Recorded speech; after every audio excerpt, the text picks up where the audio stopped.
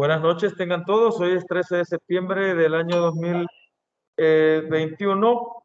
Vamos a iniciar la jornada número 9, que vamos a hablar de lo que son los carbohidratos, la segunda parte que se tiene de ellos, ¿verdad? Voy a compartir nuevamente la pantalla con la parte de las diapositivas que las dejamos a la mitad y que vamos a iniciar en este momento.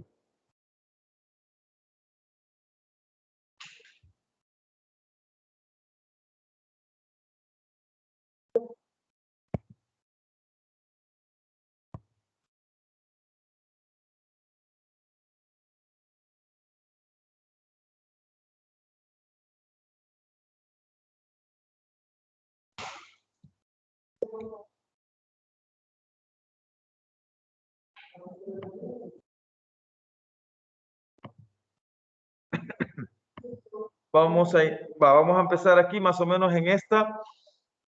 ¿Me confirman si se ve, por favor? Sí, licenciado, se mira. Bueno, muchas gracias. Habíamos quedado en la anotación de L con respecto a la última jornada. ¿Se recuerdan que hablábamos de que los carbohidratos podían ser de 3, de 4, de 5, de 6 y de mucho más? Y la anotación numérica en ese caso nos daba el calificativo de triosas, tetrosas, pentosas, hexosas y así sucesivamente. Sin embargo, habíamos hablado de la notación D y L. La notación D y L sirve para, o serviría en ese momento para poder reconocer lo que es las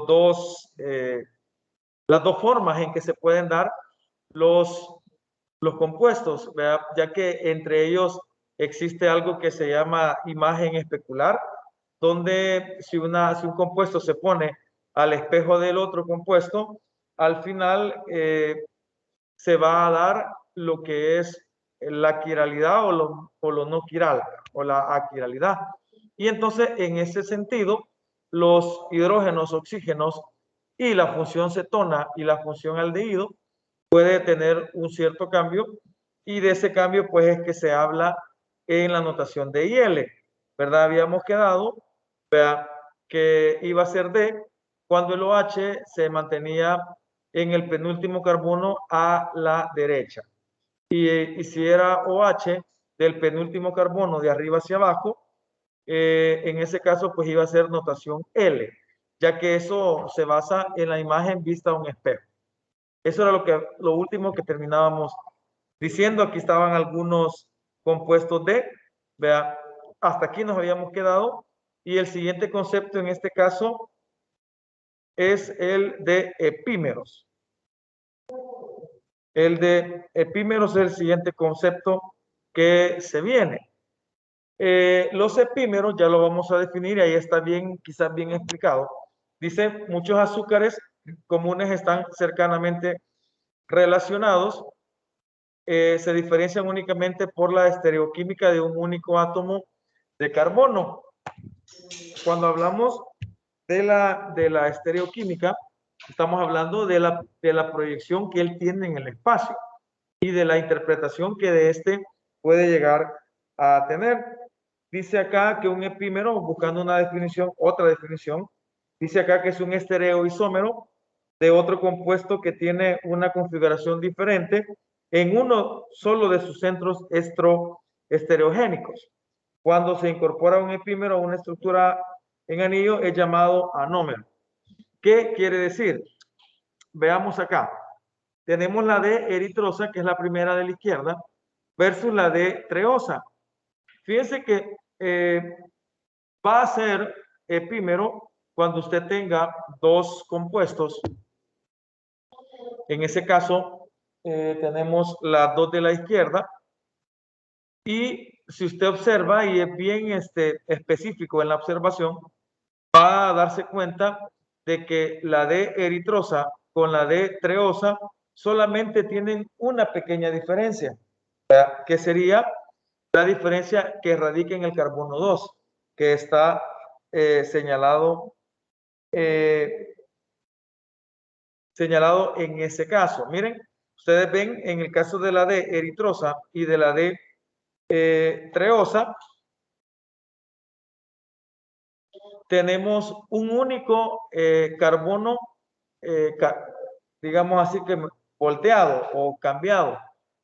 Noten ustedes que en el carbono de la D eritrosa, el OH aparece en la derecha y en el caso de la D treosa, el OH aparece a la izquierda. Entonces, cuando pongamos a la par dos compuestos, en ese caso, dos compuestos, y si estos compuestos solamente tienen un único carbono, digámoslo así, coloquial, volteado, entonces vamos a decir que hay un epímero, en ese caso, en el carbono 2. Por eso dice ahí en verdecito, C2 epímeros. O sea, es epímero en el carbono 2. Por eso dice ahí que es un estereoisómero de otro compuesto que tiene una configuración diferente en uno solo de sus centros estereogénicos. O sea, en pocas palabras, que tiene un carbono diferente a los demás. Entonces podemos decir que en el caso de la D eritrosa y de la D treosa son epímeros en el carbono 2. Si yo le pongo, digamos, en el examen un ejemplo de esto y le digo, seleccione si el siguiente par de compuestos son epímeros o no. ¿Qué es lo que va a buscar usted? Va a buscar de que todos estén iguales o que todos sean iguales. Bastará con uno de ellos que sea el cambio. Mire, licenciado, me puede decir alguien, yo observo de que en el par de compuestos que me ha puesto hay dos carbonos que están volteados, digámoslo así. Eso ya no aplicaría para ser epímero, porque para que sea epímero únicamente tiene que ser en uno de sus carbonos. ¿Ya? Vean entonces en ese caso, la D glucosa con la D galactosa solo varía en el caso de los compuestos de la derecha, solo varía en el carbono 4. Vean cómo el carbono 4, el hidroxilo, el OH, está en la derecha y en la D galactosa el OH está en la izquierda. De ahí usted puede observar que todo la estructura es exactamente igual, ¿verdad? No sé si me doy a entender. Entonces usted va a decir, ¿la D glucosa y la D galactosa son epímeros? Sí, son epímeros por el carbono número 4. En ese caso, el que está ahí encerrado como en amarillo o en anaranjado. Entonces, solo esa, ¿verdad? Estereoisómero está cambiado o es completamente diferente. Entonces, el azúcar que difiere en la estereoquímica de un solo átomo de carbono es llamado epímero. O sea, es bien claro la diferencia. Decir, va a diferir en un solo átomo de carbono. Va a diferir en un solo átomo de carbono. Ahí, yo le puedo preguntar de dos formas. Por ejemplo, ¿hacen epímeros sí o no? Sí o no, ¿verdad? No si más de un carbono está volteado, digamos. Y es sí, ¿verdad? Si un par, bueno, un carbono y el carbono mismo del otro están volteados en ese caso. Y ahí pues viene lo que es ya el hecho de decir epímeros. Esto aplica para lo que son las azúcares. No sé si se deja claro más o menos esa interpretación, ¿verdad?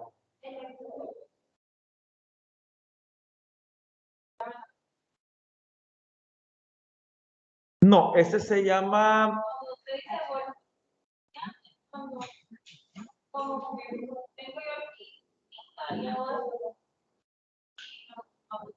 No, en este caso no es una vista al espejo. Eso es quiralidad o imagen especular. No, en este caso no.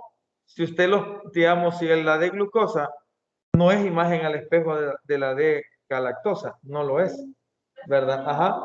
Porque si fuera imagen al espejo, entonces todos estuvieran volteados. Ajá, y en este caso no. Por eso es que como solamente uno está volteado, digamos, no, la D galactosa no es imagen especular de la D glucosa, o sea, no es una imagen al espejo, ¿verdad? Se refería a una, o sea, solo es uno, si solo es una, es epímero. Si son dos o más, ya no. Puede ser que sea imagen especular o sea aquiral, ¿verdad? Donde uno es el complemento de la otra sin que puedan casar una sobre otra cuando ya se ponen al derecho, ¿verdad? Bueno, seguimos.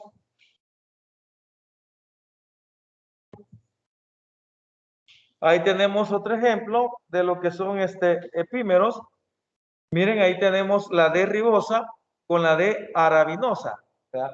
Vean ustedes cómo en el caso de la D ribosa con la D arabinosa son epímeros en el carbono 2. Son epímeros por el carbono 2, ¿verdad?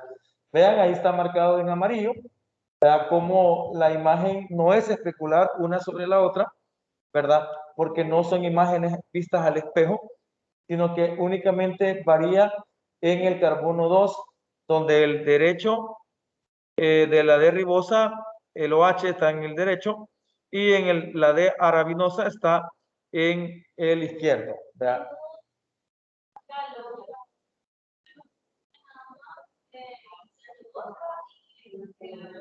Sí. Sí, como no estoy evaluando el nombre, ¿va? Sino que estaría evaluando si sabe si es epímero o no. Ajá. Colorear o encerrar y mencionar. Por ejemplo, incluso no necesitamos ni el nombre, ¿verdad? Solamente la estructura, ¿va? Y ponerle, va. Observe si el siguiente par de compuestos forman epímero o no. Si usted dice, usted ve que tiene más de un carbono volteado, digámoslo así, no son epímeros. ¿Ya? O no tiene epímero. Entonces, si usted detecta que solamente un carbono tiene eso contrario, digámoslo así, en su estereoquímica del carbono central, entonces usted dice, sí hay epímero en el carbono 2 o en el carbono 3. Entonces usted señala, tal como se ha señalado ahí, puede ser con un lápiz o un lapicero, marcando o resaltando el carbono en el que es eso, y usted pone es en tal carbono, siempre creyendo, siempre suponiendo de que el carbono 1 es el de arriba, ¿verdad? Hacia abajo vamos a contar. Sí, siempre se toma ese, recuérdese, si es un aldehído o si es una cetona, para nombrarlo, ¿se acuerda? Hay que tomarlo en cuenta de donde ellos están. Ajá. El aldehído, pues el carbonilo está en el 1 siempre, y la cetona está en el 2. Entonces siempre van a ser de arriba hacia abajo. El que tenga doble enlace. No, esa es la función. ¿Verdad? Tanto la de la D ribosa es una aldosa, ¿verdad? Y la de la D arabinosa también, porque el grupo carbonilo está en el 1. Los 4 de arriba son aldehídos, ¿verdad? También los 3 de abajo son aldehídos, porque el carbonilo está en el 1.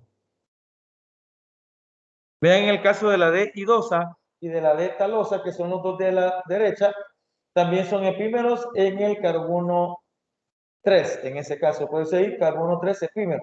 Y acuérdense que ya saben por qué es D, ¿verdad? Porque el OH del penúltimo, ¿verdad? Está a la derecha. Ahí sí, ya vamos metiendo el concepto de la D y el concepto de epímero. Vean cómo pueden haber tres compuestos en el caso de la D manosa, la D glucosa y la D galactosa. Son epímeros entre ellos, pero no los tres en sí, sino que si usted ve, si usted compara la D manosa con la D glucosa, van a ser epímeros ellos dos en el carbono 2. Si usted lo ve, en todo lo demás son iguales. Pero la D glucosa, que es el de en medio, con la D galactosa, son epímeros en el carbono 4. Entonces, ahí como que hay que tomar en cuenta la función que un compuesto puede ser epímeros con varios, ¿verdad? Y no necesariamente en el mismo carbono. Ahí podemos ver que la glucosa, ¿verdad? Tiene dos epímeros, uno en el carbono 2 con la manosa y uno en el carbono 4 con la galactosa.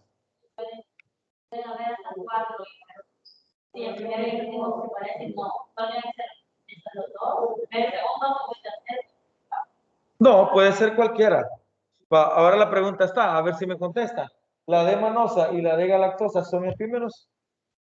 O sea, el primero y el tercero. A ver, virtuales también. ¿El primero y el tercero son epímeros?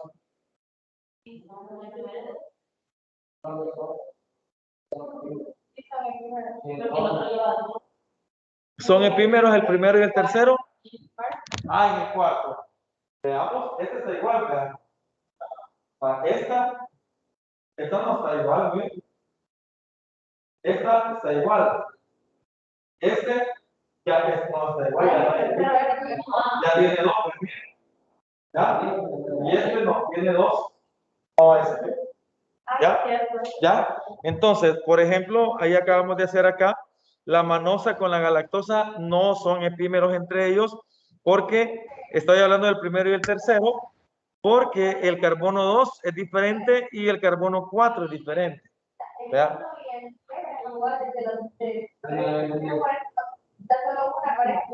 Tiene que haber solo una pareja para que sea epímero. En este caso, entre esta y esta no son epímeros, porque el 2 es diferente. Y el 4 también. Él ya tiene dos parejas. Entonces, como ya tiene dos parejas, ya no se considera un epímero. ¿Verdad? Porque ya detectó usted que tiene dos momentos ahí.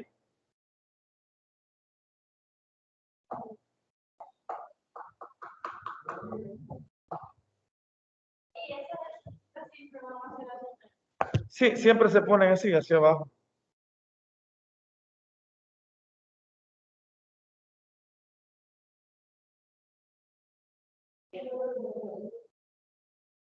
Va, seguimos. Bueno, eso sería con respecto a los epímeros. Ya lo que se viene es lo de ya queriendo empezar a combinar un monosacárido con otro para formar lo que son los disacáridos. Y vamos a hablar de las proyecciones de Haworth o cíclicas. Si bien es cierto, hasta este momento hemos hablado de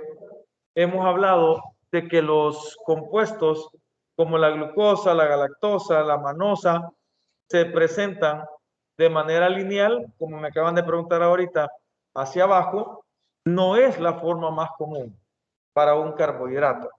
La forma más común es en forma de ciclo. Por eso dice ahí las proyecciones de Haworth o cíclicas. Acá lo defino, dice que es una forma común de representar la fórmula estructural cíclica de los monosacáridos con una perspectiva tridimensional simple. Recibe su nombre del químico inglés Sir Walter Norman Haworth. Las proyecciones de Haworth es la forma así de representar a los carbohidratos en una forma cíclica, ya no lineal como lo habíamos mencionado anteriormente, sino que de una forma cíclica. Como sabemos, dice, los aldehídos y cetonas pueden reaccionar con un equivalente de alcohol para formar un hemiacetal. Acuérdense, un alcohol lleva OH en algún momento de la estructura, ¿verdad? Entonces, puede un aldehído y una cetona reaccionar químicamente con un OH de un alcohol. Y entonces se forma un hemiacetal. ¿Pero qué es un hemiacetal? Es un grupo químico que resulta de una reacción entre un aldehído y un alcohol. Entonces, se puede generar esa condición. Vean, un aldehído, ahí está la forma de los aldehídos. Está, miren, ya deben de saberlo. Si se combina con un alcohol, se forma un hemiacetal, donde vamos a tener un carbono central al cual se le va a adherir el OH, que sería el alcohol, una O y un grupo R, que serían átomos de carbono, un hidrógeno y un grupo hidrocarbonado. O sea, cuando se junta esto, ¿verdad? Vamos a tener el OH del alcohol, el R', que sería un oxígeno con átomos de carbono, R, que sería el grupo hidrocarbonado, y para completar la tetravalencia del carbono, el cuarto enlace, que sería, en ese caso, el hidrógeno. Cuando un mismo compuesto contiene tanto OH como una función aldehído o cetona, una reacción, se da una reacción que se le llama una reacción de ciclación intramolecular, y a eso se le llama hemiacetal cíclico. Quiere decir, en palabras sencillas, que la mayoría, si no todos, los compuestos deben o pueden ya en la realidad o en la naturaleza formar ciclos, tal como se da en ese caso.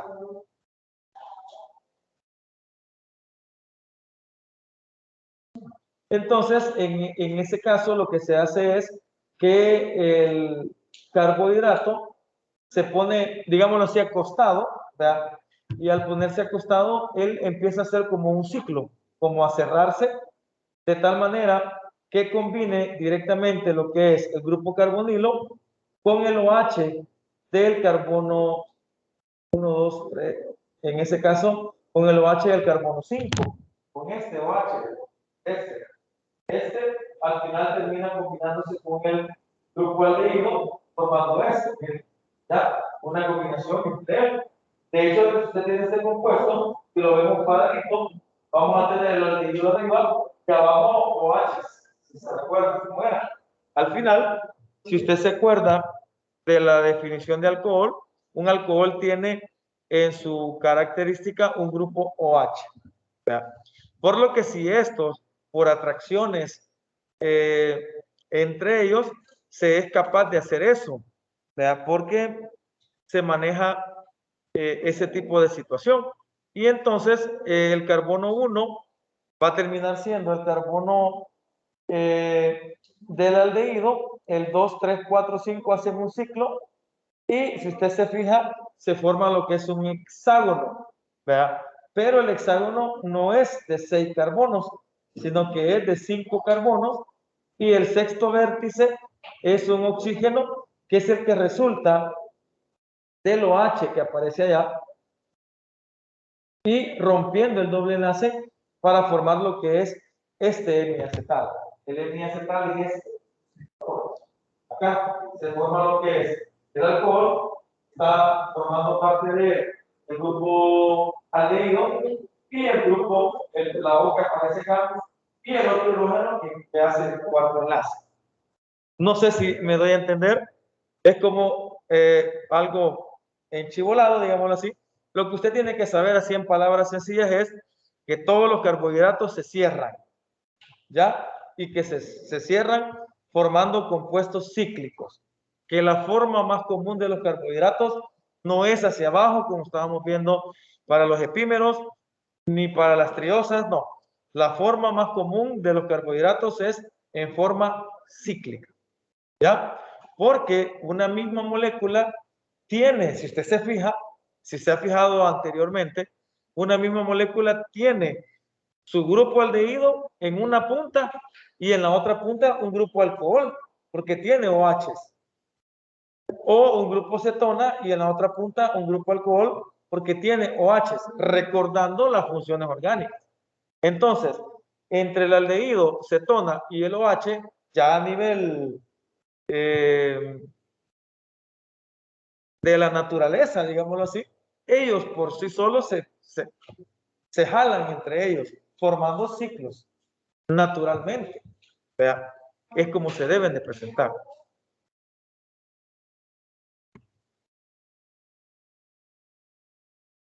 Vean cómo se forma lo que es el ciclo. Vea, se forman en muchos de los compuestos, forman hexágonos. Vea.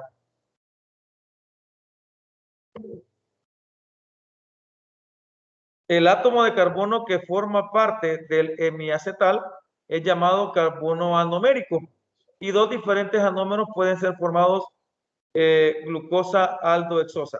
Acá pues lo que no pretendo al final que usted comprenda quizás cómo es que se cierran, pero sí tiene que saber usted que el ciclo, en este caso de la producción de Hayward, va a darse siempre, el carbono 1 va a quedar en la derecha, siempre, y se va como a acostar y va a empezar a formar 5 carbonos y el sexto va a ser el que haga el hexágono, digámoslo así, con el oxígeno, el hidrógeno y pares no compartidos, que son los puntitos que tiene el OH allá. Que el carbono anomérico dijimos que es el carbono que tiene al final el grupo OH y el grupo acetona o aldehído. Cuando los ciclos se forman, lo que sí hay que tener detalle es en qué posición queda el OH. Este OH. ¿Miren? ¿Ya? Y esto va a depender de cuando usted tenga la cadena, en qué lado está el OH de los carbonos múltiples. Si está en la izquierda o en la derecha, él va a quedar por encima o por abajo. Si a la hora de armar un compuesto, no los voy a poner a armarlos porque ya están hechos, solamente en la bioquímica se les explica cómo es la forma en que se llegó a eso. No se me vayan a afligir creyendo que van a hacer ustedes el ciclo, no. Lo que puedo hacer es, uname este ciclo con este otro, pero ya hecho, ya formado, pues. Sino que aquí lo que les muestro es más o menos qué sucede entre punta y punta, en ese caso, para que se pueda dar. Y entonces usted va a encontrar que cuando haya ciclos de Haworth, es fijarse en el OH rojo y en el OH celeste que está allá, porque puede ser que el OH cuando se cierre aparezca por debajo, ¿verdad? Que realmente es enfrente, porque este es como que usted tenga algo así, como esto de frente. Esto de aquí es esto. Entonces, estos están por delante, ¿verdad? Y esto de aquí es como la parte de atrás. Es algo así. Se presenta, no es que esté así, sino que está como visto de frente. Si el OH está de frente, ¿verdad? O aquí, digámoslo, abajo, entonces va a ser un carbono anomérico alfa. Eso va a ser bien importante. En ese caso va en sentido de las agujas del reloj. Sí.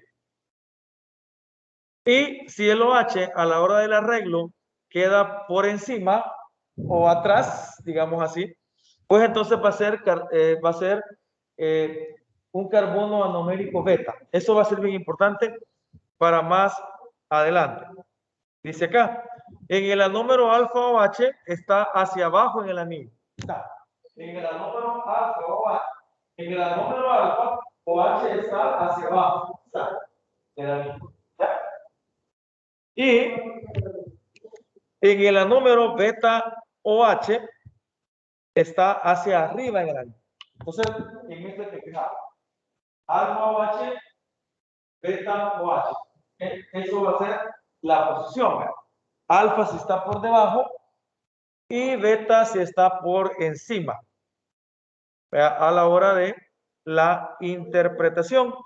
En la siguiente diapositiva se les muestra un poquito más detallado cómo es que se da la ciclación de los átomos de carbono y ahí da una explicación bien interesante. Usted puede, si quiere, meterle más turbo a esto y tratar de comprenderlo de mejor manera si le gusta la química. Veamos. Lo dije en el buen sentido, oye. Noten ustedes cómo se da la dinámica en ese caso. Vamos a ver cómo se da la forma cíclica de la glucosa, que sería quizás el ejemplo más común y como le repito y le digo, no vamos a elaborar algo de tal manera, solamente necesito que lo sepan. Ilustración del proceso y método general para dibujarlas. En ese caso, la glucosa. Para formar un anillo de 6 miembros, ojo, el OH del carbono 5 es el que participa en la ciclación. Ahí está. Ahí les está señalando el carbono que va a participar en la ciclación. Miren, ¿a dónde está?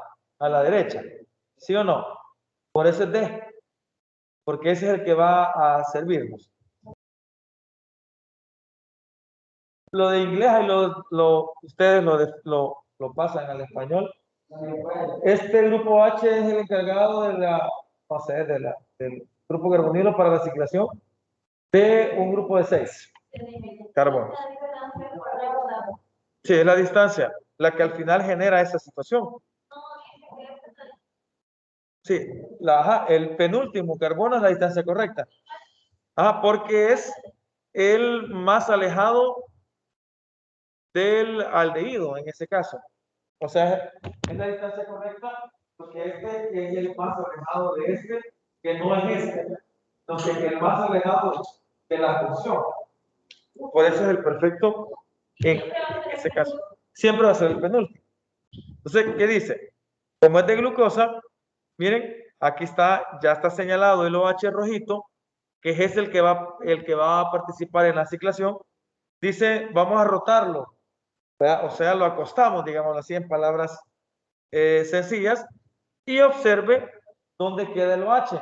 Cuando usted acuesta esto, cuando usted hace esto, ¿miren? Ya, hace esto, hay que fijarnos siempre en el rojito. ¿Dónde queda? Miren, todo queda, sí. Miren, esta H son estas, esta es esta, esta es esta OH es esta H es esta es esta, y la vamos. Los de la derecha quedan abajo, los de la izquierda quedan aquí. Siempre fijándonos en lo que es la ciclación.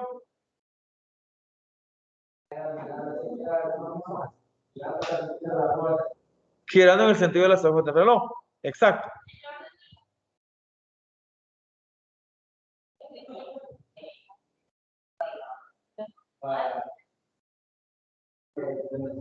Si tuviéramos una L en glucosa, entonces el OH quedaría por encima. En ese caso.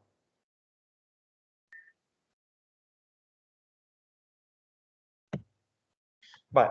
Entonces al final, cuando usted genera el ciclo, que es lo que quizás preocupa un poquito, vean, siempre va a participar en el ciclo el carbono 1 y va a, si usted ve el texto, hay que aplicar, dice que es analizado, donde van a participar únicamente 5 oxígenos, perdón, 5 carbonos, que serían estos 5, que forman 1, 2, 3, 4, 5, pero el quinto siempre tenemos un grupo, el carbono del 6, que es el último, siempre queda por fuera del grupo, y el OH, que era este OH rojo, es el que al final participa para la formación del... El OH es el que termina cerrando al final el ciclo. Más o menos así.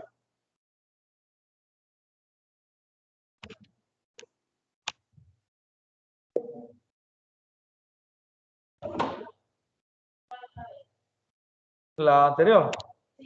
Vaya, ahí está. Entonces voy a conectar esto.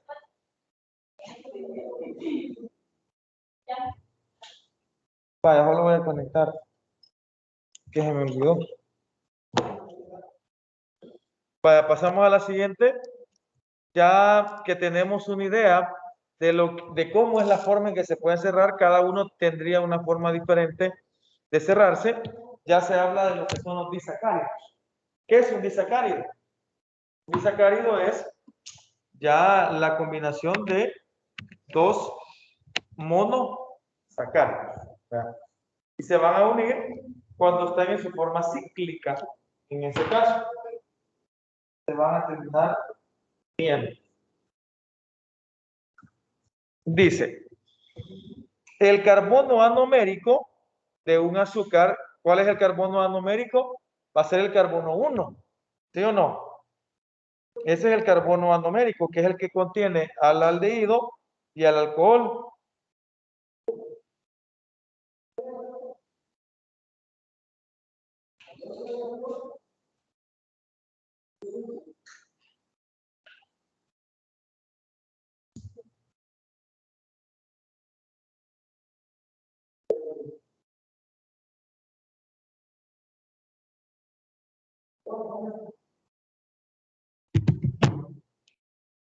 El carbono anomérico de un azúcar puede reaccionar con un alcohol para dar un acetal llamado glucósido. Si el grupo hidroxi es parte de otra molécula de azúcar, entonces el producto glucósido es un disacárido. O sea, una azúcar formada por dos unidades de monosacárido. monosacáridos.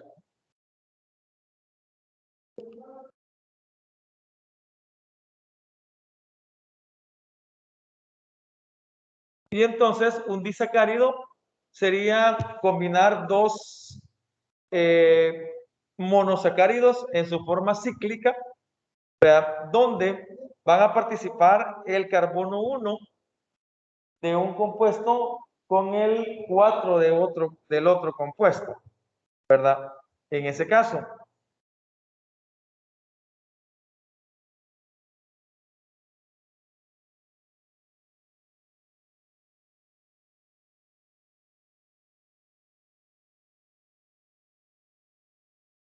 Acá pues lo que trata de dar a entender es que el de la izquierda es la azúcar 1 y el de la derecha es la azúcar 2. Ahí lo que va a pasar es de que el carbono 1 del azúcar 1 va a combinarse con el carbono 4 del azúcar 2 para formar un disacárido.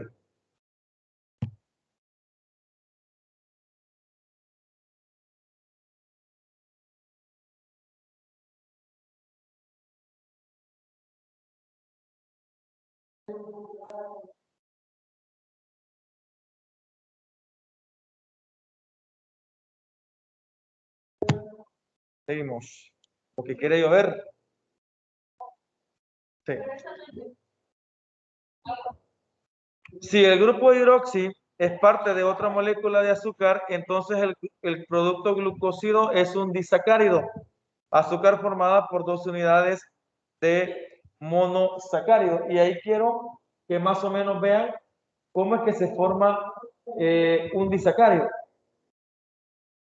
Vean, en este caso, esta azúcar 1 se combina con esta azúcar 2 para formar un disacárido y vean dónde se genera lo que es el enlace entre ellos. Se va a generar, vean, la azúcar que está en negro, se va a dar entre el carbono 1 del azúcar de la izquierda con el carbono 4 del azúcar de la derecha. Aquí se une. Se va a unir este de acá se une con este de acá. Este enlace que está de acá y se une por medio del oxígeno. Parece 1.4.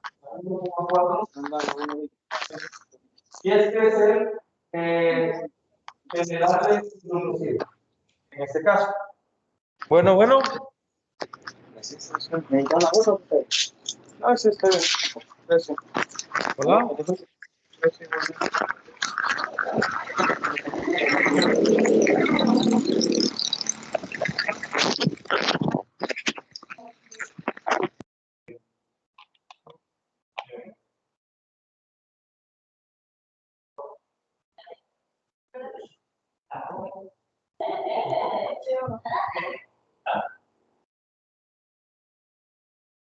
Entonces podemos hablar al final del enlace. Acá solamente mostrar cómo se da lo que es el enlace entre dos monosacáridos, el 1 con el 4. Los aldehídos y cetonas reaccionan con un mol de alcohol para formar un hemiacetal, ya hablamos, y un segundo mol forma un acetal. El acetal de un azúcar es llamado glicósido y el enlace entre el carbono anomérico y el oxígeno del alcohóxido es llamado enlace glicosídico. Ese es el enlace que se da. Ahora bien, es eso, pero quiero llegar a la siguiente lámina cuando se habla de los enlaces alfa y de los enlaces beta. El enlace alfa 1,4. Cuando, ojo con eso,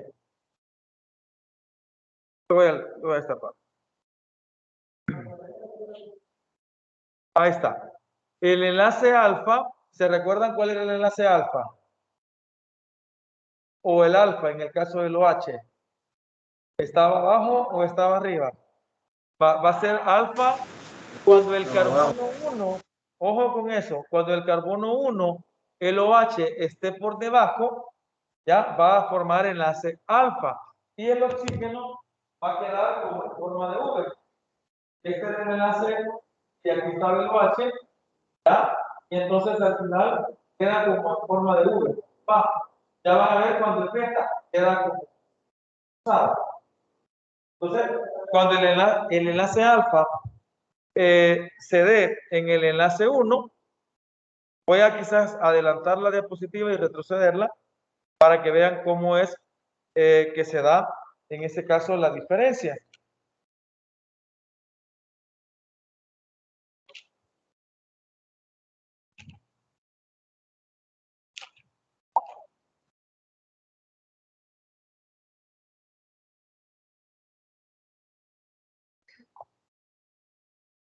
Ahí está. La maltosa contiene un enlace glicosídico alfa 1,4 entre las dos unidades de glucosa. Los monosacáridos de la maltosa son mantenidos juntos por el carbono 1 de la posición axial y el carbono 4 en la posición ecuatorial.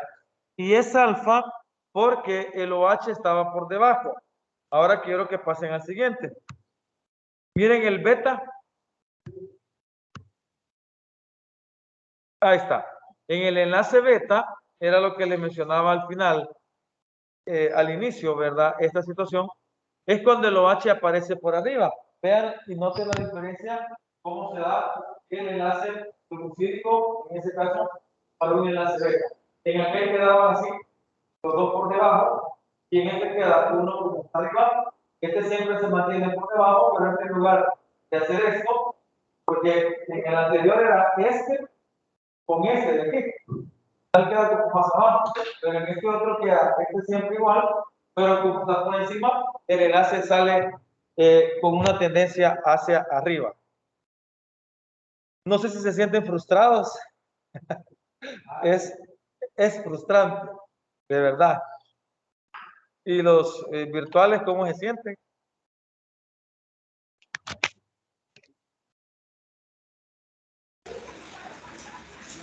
Peor, no miramos la explicación.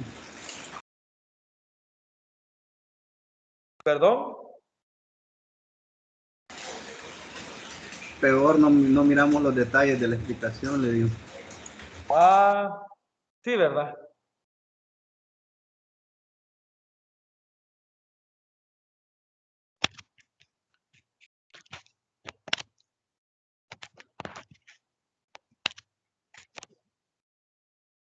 Entonces, el enlace alfa, ¿cómo no? Ya le voy a mostrar, la siguiente diapositiva lo muestra cabalito, más directamente, ¿verdad? Para que se vea cómo que se da. Lo que pasa es que a nivel bioquímico, vea, de esta forma rara es que se presentan las estructuras, vea. Por lo que no se les puede didácticamente mencionar de otra manera, cuando que así se los van a encontrar siempre en cualquier libro, ¿verdad? Entonces, al final va a tocar esa parte. El beta, no sé cómo decirlo. En el enlace alfa se ve como la O, que es la que queda entre los dos monosacáridos, queda como así, como en forma de V. Y aquí muestro en mis manos, no sé si me alcanzan a ver los virtuales para que vean la explicación también. ¿Verdad? Y en el caso de beta, queda así. ¿Ya? Eso es lo que tienen que ver. O sea, yo no los voy a asesinar, digámoslo así, con que hagan algo de la manera, sino que darles la idea de cómo es que se puede dar. En el enlace alfa, como el OH, si es alfa, no sé si me ven los virtuales, si es alfa, el OH está abajo. Y como es ese OH el que sirve para combinarse con el carbono 4, como el OH está por debajo, queda así, como el enlace. Y el de la derecha siempre lo va a lanzar hacia abajo. Por lo que el OH queda así. Mire, en un alfa. Y en un beta, como el OH está por encima, no lo puede tirar hacia abajo, sino que lo tira así. Y el otro no siempre va a mantenerse así, por lo que queda de esta manera. Esto es lo que. Pues el OH está por encima, queda así. Pero en el anterior, miren, el OH queda, la O queda formando como una U, en ese caso. Vean la siguiente lámina para que tengan más o menos una idea cómo se da. Por ejemplo, un disacárido, la sacarosa o sucrosa, que es el azúcar de mesa, es el disacárido más común y más abundante en el mundo biológico. Se obtiene principalmente de la caña de azúcar y de la remolacha. En la sacarosa, el carbono 1 de la glucosa está unido al carbono 2 de la fructosa por un enlace beta 1,2 glucósido. ¿Qué significa que sea un enlace beta?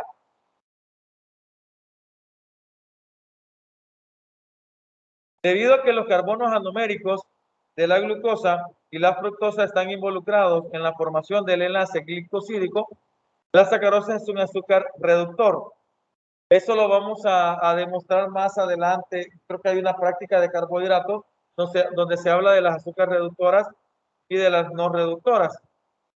Si es enlace beta, quiere decir que la glucosa, que es la que aparece en azul, ¿verdad? El OH estaba por encima, ¿verdad? ¿Ya? Y al final se dio esa interpretación. La diferencia es que la fructosa es un pentágono, no es un hexágono. ¿Por qué? Porque la fructosa no tiene 6 carbonos, sino que tiene 5 carbonos. ¿Ya? Por lo que la forma es distinta.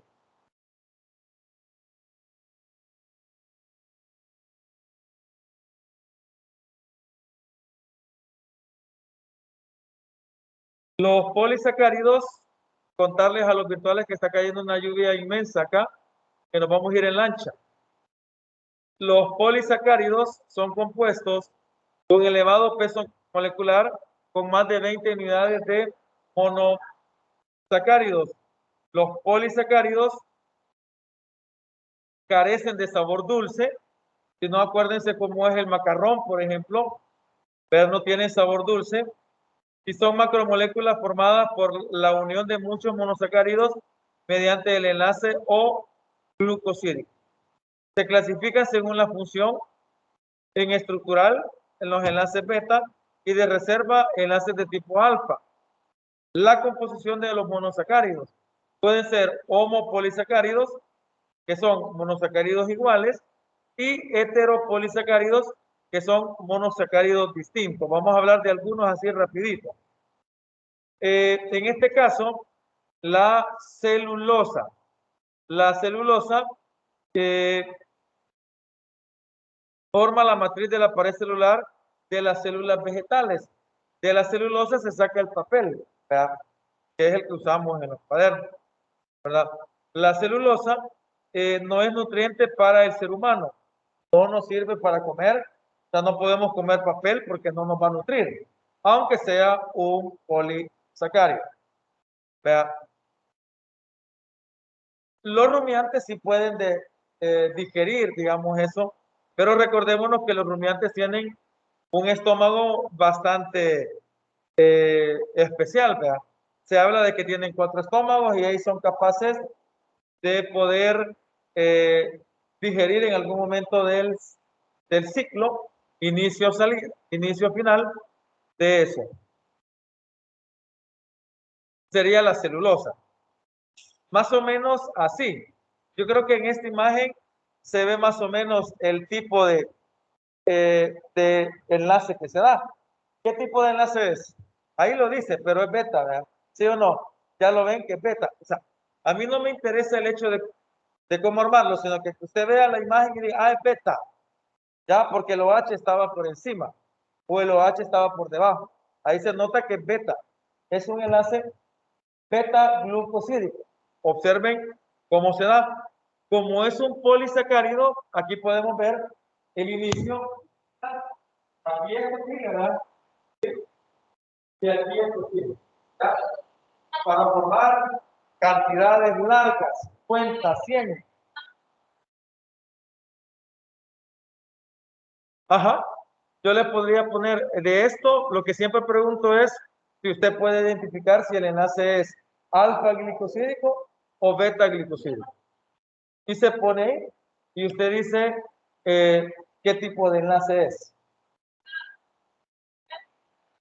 Ajá, identificar si es alfa o beta. Ajá, es glicosídico, siempre es glicosídico. Es que los enlaces que se dan entre dos monosacáridos es glucosídico. Es siempre ese enlace, se da así. Dice, La celulosa es un polímero beta 1,4. Eso es lo que usted debe saber. Es un polímero beta 1,4. Cuando es beta quiere decir que la figura va a ser así. Miren, ya, como aparece ahí. Es de la D-glucosa con sistemáticamente nombrada poli, que sería 1,4 o beta de glucopiranósio. Ahí no hay problema en ese caso. Única y simplemente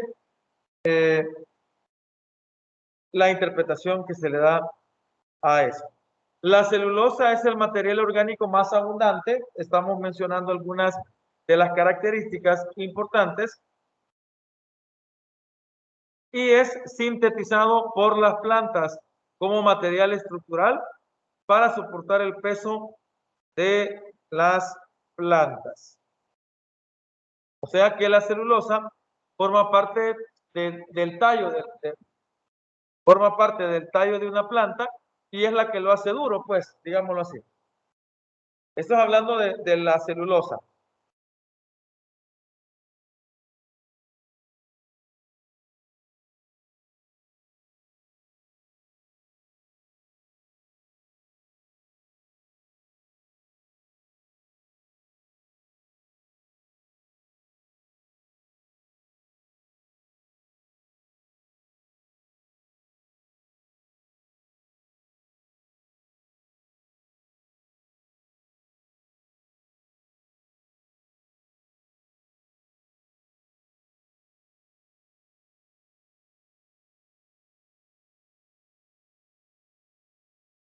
Para el siguiente, otro reconocido bastante de los carbohidratos es el almidón. Ese vamos a verlo más en la siguiente diapositiva.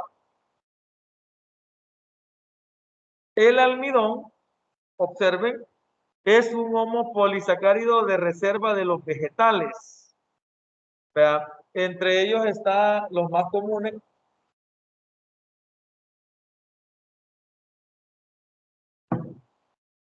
Están los más comunes, que sería la amilosa y la amilopectina. ¿Verdad? Esa es la imagen es de referencia. La siguiente les va a mostrar exactamente cómo es el almidón.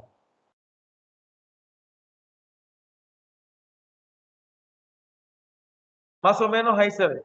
Miren, la amilosa, ya ni les pregunto, pero observen.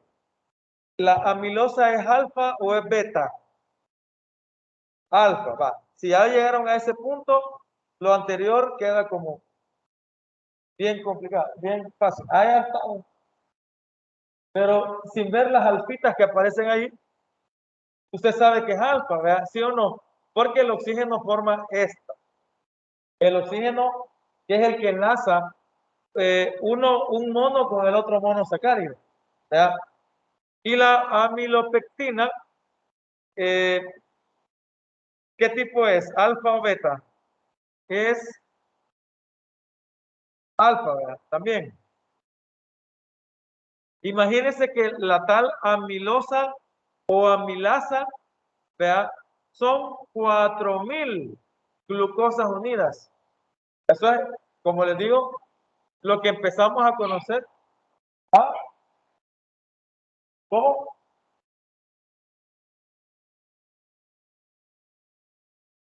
Ah, sí. Cada vez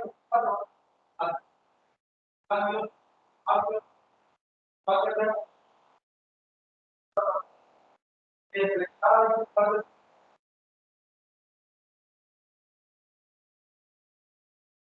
sí, en ese caso sí. Sí, solamente que en el caso cuando se enlaza con la cadena de arriba, siempre va a ser un enlace alfa. Ahí dice, alfa 1,6.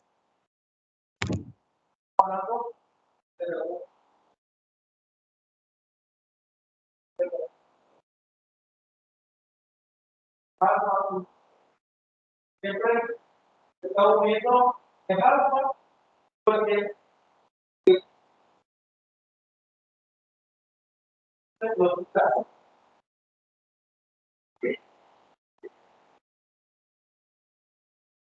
van a fijar, va a ser alfa. Y el carbono 1 va a ser. ¿Ya? En el que se van a fijar ustedes es en el carbono 1.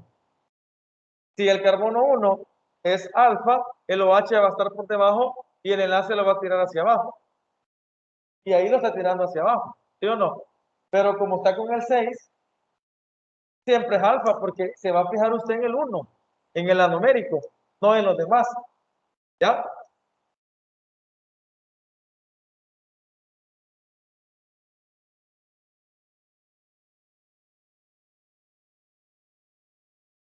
Para eso sería con respecto al almidón. Ya vamos a ir terminando, porque aquí está torrenciales lluvias cayendo.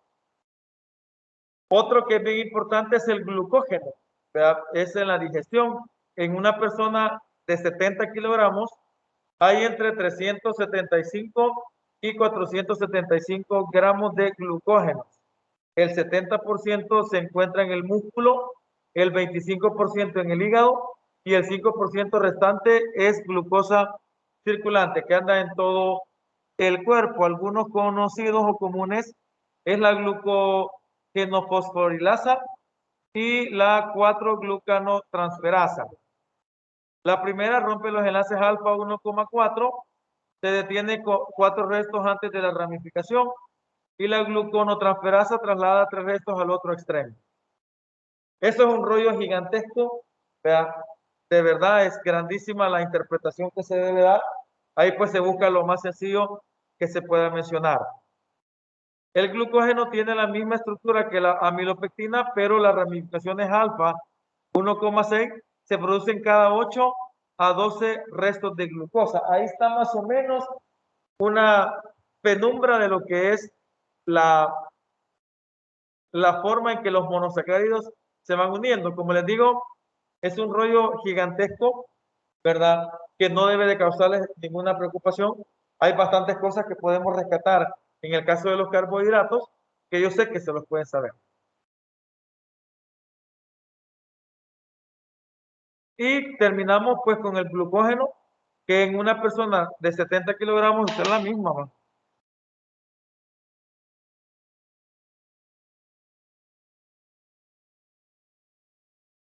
Esto lo vamos a hacer en la práctica. Las propiedades químicas. Con esto terminamos. La oxidación de monosacáridos. Las aldosas se oxidan con los reactivos de Filling y reactivos de Benedict y reactivos de Tollens. Vamos a hacer eso en la práctica, oxidar. Ya van a tomar colores característicos que en su momento se les van a mencionar, pero ahí está.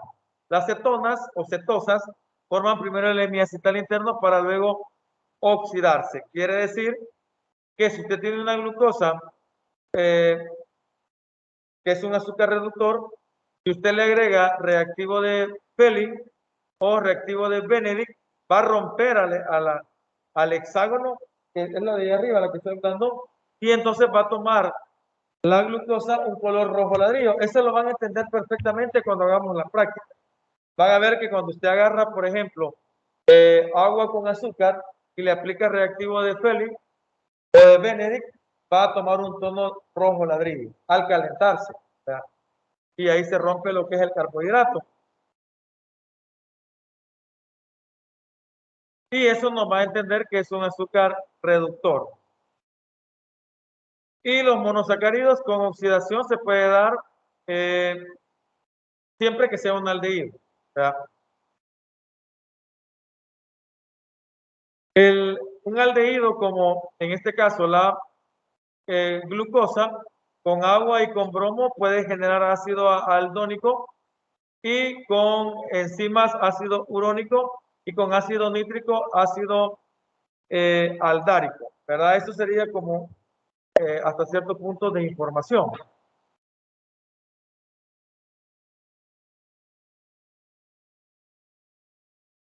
Vaya, con esta diapositiva terminamos la jornada del día de hoy. Vea, yo sé que a lo mejor tienen un montón de dudas. Yo los invito a todos, de verdad, a los presenciales y a los virtuales, a empaparse de los carbohidratos, a entender al no comer carbohidratos, o sea, no van a ir ahorita, eh, eh, no van a ir ahorita a quererse comer unas donas o algo por el estilo, ¿verdad? Porque al final eso no es, sino que a empaparse de la dinámica que se pueda llegar a tener. ¿Preguntas?